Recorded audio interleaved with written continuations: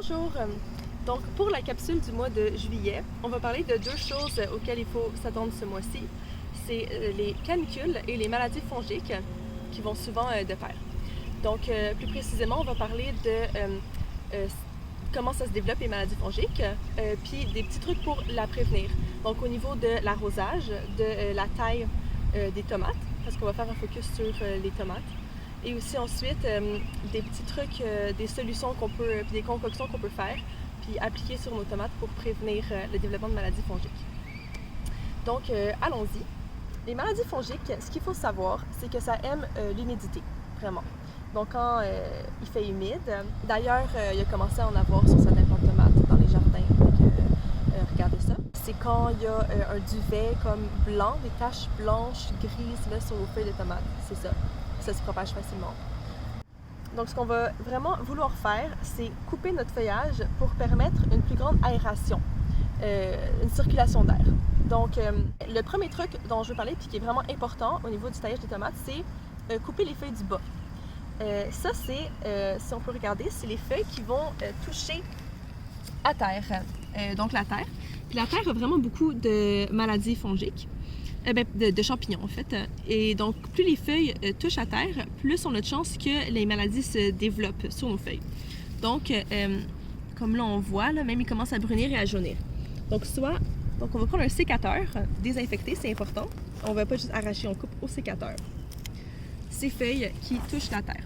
Même chose avec les feuilles qui sont, ici il y en a une autre, qui commencent à jaunir. J'ai beaucoup de questions à ce sujet-là.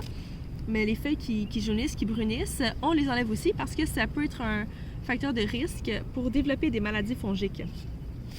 Donc ensuite, pour les autres feuilles qu'il faut couper, on se rappelle que en fait, l'énergie de la tomate vient de la photosynthèse qu'elle fait avec ses feuilles. Donc c'est vraiment une balance entre couper des feuilles parce que s'ils sont trop denses, il y aura des maladies, mais pas en couper trop parce que c'est comme ça qu'elle prend son énergie.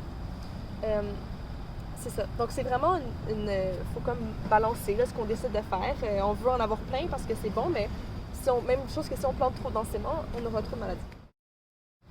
Ensuite, au niveau de l'arrosage, ça va être vraiment important de ne pas arroser nos feuilles. Essayez d'arroser, prendre votre arrosoir puis arroser vraiment la terre en bas.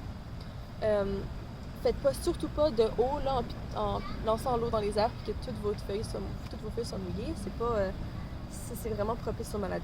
Ensuite, au niveau du moment de l'arrosage, il ne faut pas arroser en après-midi parce que le soleil est trop fort. Si on mouille nos feuilles, ils vont brûler et la terre va devenir trop chaude. Ça va être vraiment rough pour ce changement de température pour les racines. Maintenant, il reste le matin ou le soir. Le problème avec le soir, arroser le soir, c'est que notre feuillage et la terre vont rester mouillés longtemps. Elle ne va pas sécher au soleil comme elle va le faire la journée. Ils vont rester mouillés longtemps, puis c'est comme ça que les maladies fongiques se développent. Et maintenant, surtout dans les jardins communautaires, si les gens vont travailler, là, ils n'ont pas forcément le temps d'arroser le matin.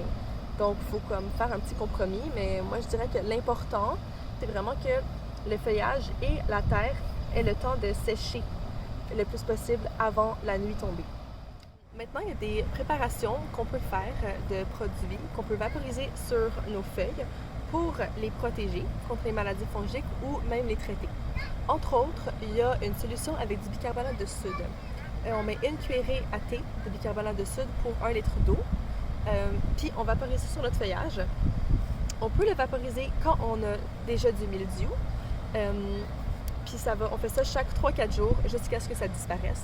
Ou on peut aussi le mettre préventivement quand on voit qu'il fait particulièrement humide, là, puis on a peur d'en avoir, on y va, puis le matin, on met ça sur nos feuilles.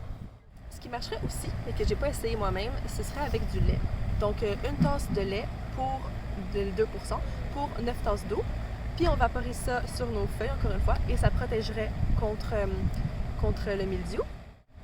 Finalement, il y a aussi des purins d'ortie et de consoude qu'on peut faire. Puis ça augmente les défenses naturelles des plantes et ça les protège contre ces maladies-là en général. Je vais mettre la recette plus bas dans les lettres.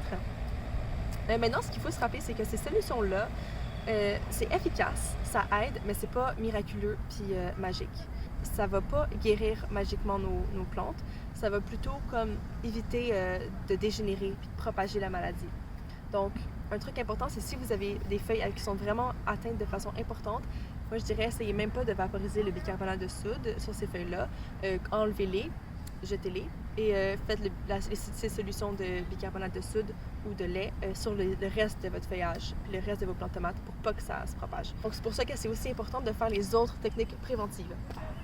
Donc on se rappelle, pour résumer, tailler les feuilles du bas, enlever les feuilles jaunies, enlever les feuilles affectées, manipuler pas le feuillage mouillé, arroser le matin, pas les feuilles. Et le dernier truc, ça va être de pas laisser traîner pas laisser les feuilles de tomates dans votre jardinet.